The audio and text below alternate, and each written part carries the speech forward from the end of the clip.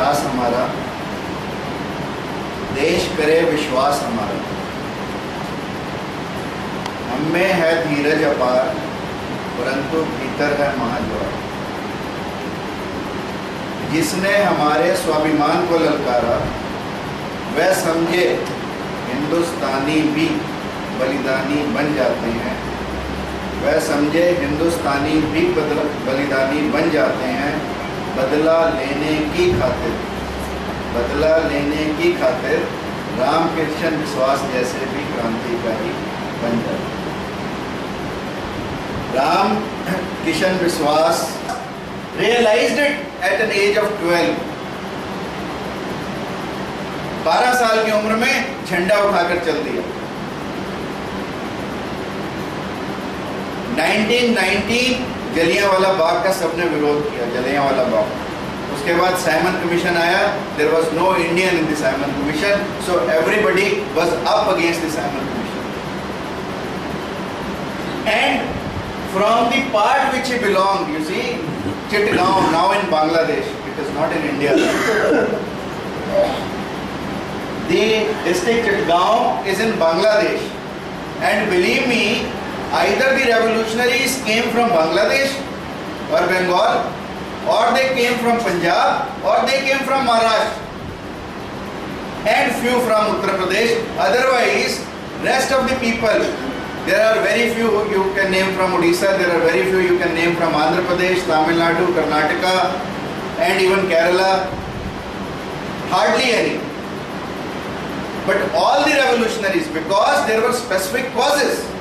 Why people from Bengal in majority? Because in 1905, Bengal was divided against the wishes of people of Bengal. So, उन्होंने इस दर्द को महसूस किया था, अपने डिवीजन के दर्द को, अपने भाईचारे के डिवीजन के दर्द को उन्होंने रियलाइज किया था और अंग्रेजों के अत्याचार को सहा था। इसलिए वो रेवोल्यूशनरी, इसलिए वो क्रांतिकारी। यदि इन क्रांतिकारियों का end, to tell you, 1920 18th April to 22nd April were the 4 days जब हिंदुस्तान में एक इंडिपेंडेंट रिपब्लिक बना। चटगांव, जो चटगांव शस्त्रागार कांड दिखाया गया, चटगांव में 4 दिन के लिए स्वाधीन भारत की घोषणा की गई और वो सूर्य सेन के नेतृत्व में की गई, जो कि रामकिशन विश्वास के गुरु थे। उसी Surya Sen and Ramkishan Biswas whole life was repentant about it, क्योंकि 4 दिन पहले ही उसका बम फट गया। बम बनाने का कारखाना रामकिशन विश्वास को दिया गया था। रामकिशन विश्वास ने उस बम कारखाने में जब बम बना रहा था तो बम फट गया, उसका शरीर सारा घायल हो गया और वो चटगांव शस्त्रकांड में पार्टिसिपेट नहीं कर पाया। बट चटगांव में 4 दिन के लिए सूर्य सेन ने इंडिपेंडेंट इंडियन रिपब्लिक की घोषणा की और इंडिपेंडेंट इंडिया का झंडा लहराया। 4 दिन तक वो लोग शासन कर पाए। उसके बाद जलालाबाद की लड़ाई, जलालाबाद की पहाड़ी की लड़ाई, जिस पर अंग्रेजों ने सारे क्रांतिकारियों को मारा, पर उसमें सूर्य सेन जैसे लोग फिर भी बच गए। और सूर्य सेन जैसे ऐसे लोग थे जिन्हें मान लो 11 जनवरी को ही हुई थी उसको फांसी, 10 जनवरी को अंग्रेजों ने पीट कर मार दिया।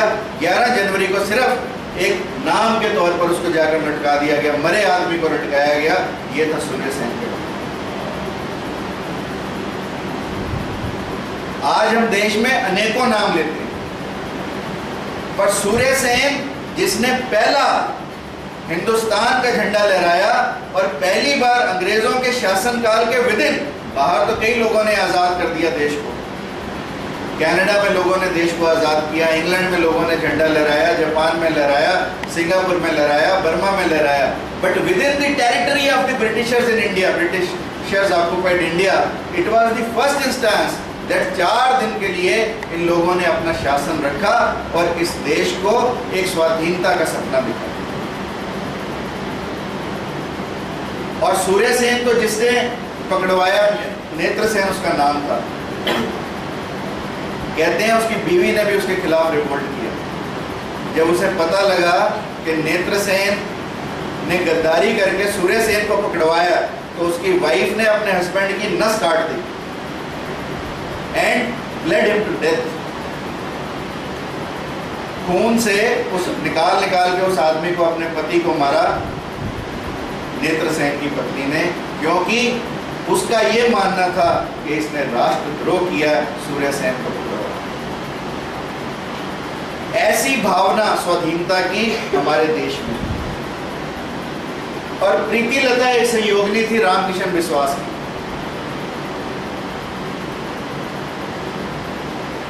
उसको एक पहाड़ तली थी, वहां पर पहाड़ तली नाम का रिजॉर्ट था, वहां पर अंग्रेजों का कुछ खजाना पड़ा था, उसको लूटने के लिए भेजा गया। और प्रीति लता खजाना तो नहीं कब्जा पाई, but she had cyanide with her. जब वो गिर गई तो उसने साइनाइड खाया। जैसे चंद्रशेखर आजाद ने आजाद ही रहा, अंग्रेजों के हाथ नहीं आया, प्रीति लता जो संगनी थी रामकिशन विश्वास की, उसने भी साइनाइड खाया। ऐसी इनकी ब्रीडिंग थी, यानी उनके विचार ऐसे थे, उनकी सोच ऐसी थी। इसलिए मैंने कहा कि स्वाधीनता सोच में। और जिस दिन हमारी सोच बदलती है उस दिन हमारे एक्शंस बदलते हैं। इसलिए इट इज़ वेरी इंपॉर्टेंट कि हम अपनी सोच को हमेशा अच्छा रखें, उच्च रखें और उत्तम रखें, क्योंकि हमारी हर चीज हमारी सोच से उत्पन्न है। जिन व्यक्तियों ने देश के बारे में सोचा, आज देश उनके बारे में ना सोचे। आज यदि हमारे देश में जो भी वातावरण है, इसके बारे में हम यदि विचार करें तो एक ही बात ध्यान में आती है कि इस देश की सोच भ्रष्ट हुई।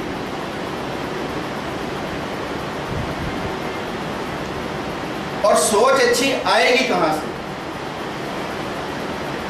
हमारी एजुकेशन में तो कोई सिस्टम नहीं। इसलिए इस देश को आवश्यकता है महर्षि अरविंद और महर्षि विवेकानंद के वचनों को याद करने की, जिन्होंने ये कहा कि हर व्यक्ति के अंदर कोई ना कोई दिव्यता है और शिक्षा का उद्देश्य उस दिव्यता को बाहर निकालना चाहिए। और आज की शिक्षा हमारी कोई दिव्यता नहीं निकालती, हमें एक कागज निकाल के दे देती है, और वो कागज में पता लगता है कि उसके नाम की डिग्रियां किसी और की भी हो सकती है। एक बार हम स्वाधीन हो चुके हैं 1947 में, अब दोबारा स्वाधीन होने की जरूरत है। और वो दोबारा स्वाधीन होने की जरूरत है स्वाधीन विचारों की। जिस दिन हम ये सोचेंगे कि आज हमें इस देश को विचारों से स्वाधीन करना है, सोच से स्वाधीन करना है, इस देश की मानसिकता को बदलना है। बिना मानसिकता बदले कोई एक्शन नहीं होगा। You have to change the mentality.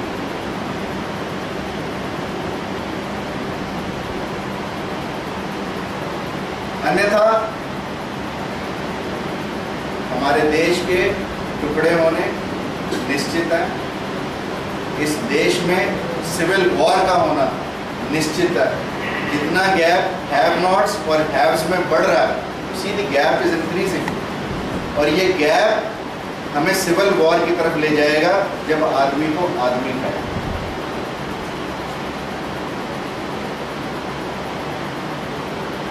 क्योंकि हमने इसे बढ़ावा दिया। And as a teacher it is our utmost responsibility that we become leaders in changing the thought process of this country.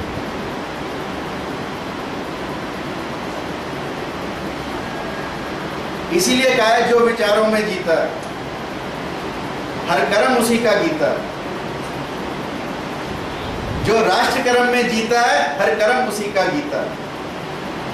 जो राष्ट्र को समझे नारायण हर कर्म उसका रामायण। जो राष्ट्र को समझे नारायण हर कर्म उसका नारायण। ऐसा मेरा मानना है, क्योंकि हमारे कर्म में ही गीता और रामायण है। हमारी सोच में ही गीता और रामायण जिस दिन बसेगी उस दिन हमारी सोच बदलेगी, उस दिन हमारा कर्म बदलेगा। अन्यथा इस देश में भय पर, भूख पर, भ्रष्टाचार पर, महंगाई पर वार्ताएं होती रहेंगी जो